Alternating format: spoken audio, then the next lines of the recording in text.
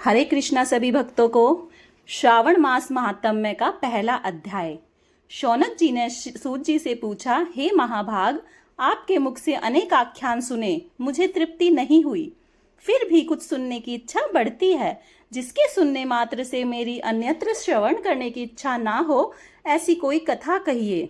सूत जी ने कहा, आप सब मुनिगण सुने, आपके कहने से मैं प्रसन्न हूं और आपके लिए मेरे पास कोई भी गुप्त बात नहीं है। दम्भ रहित होना, आस्तिक बुद्धि होना, सुनने की इच्छा ना होना, नम्रता होना, ब्राह्मण भक्त होना, सुशील स्वभाव होना, धैर्यवान होना, पवित्र होना, तपस्वी होना, दोषारोपण रहित होना, ये 12 गुण श्रोता के कहे गए हैं। वे सब गुण आप लोगों में हैं ही। इससे मैं प्रसन्न हूं, आपसे तत्व बात कहता हूं। एक बार ईश्वर ने सनत कुमार से कहा, हे सनत कुमार, हे सुब्रत, हे ब्रह्मा के पुत्र, आपकी सेवा भक्ति से प्रसन्न हो मैं आपसे अत्यंत गुप्त बात कहूंगा। 12 महीने में श्रावण महीना मुझे अत्यंत प्रिय है।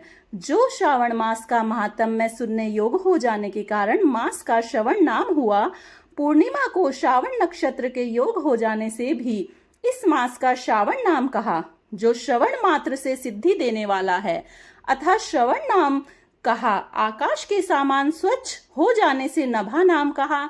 उसके मास के धर्मों की गणना करने के लिए भूमि पर कौन समर्थ हो सकता है।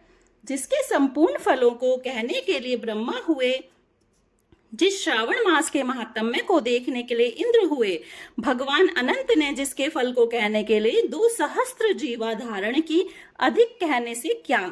इस मास को देखने तथा कहने में किसी की सामर्थ्य नहीं है।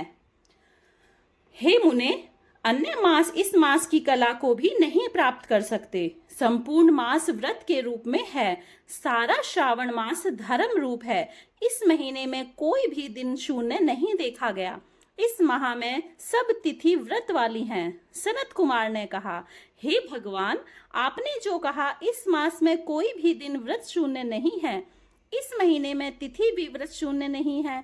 हे श्रेष्ठ, आपको उस सब को मुझसे कहें, कौन सा व्रत होता है, उस व्रत का अधिकारी कौन है, फल क्या है, विधि क्या है, किस किस ने व्रत किया, उद्यापन विधि क्या है, देवता कौन है, पूज्य कौन है, पूजन सामग्री क्या है, प्रधान पूजन किसका है, जागरण विधि क्या है, किस व्रत का कौन समय है। हे प्रभु, वह मुझसे कहें। श्रावण मास कैसे आपको प्रिय हुआ, किस लिए पवित्रतम कहा गया, इस मास में कौन अनुष्ठान करने योग्य है। हे प्रभु, मुझसे कहें।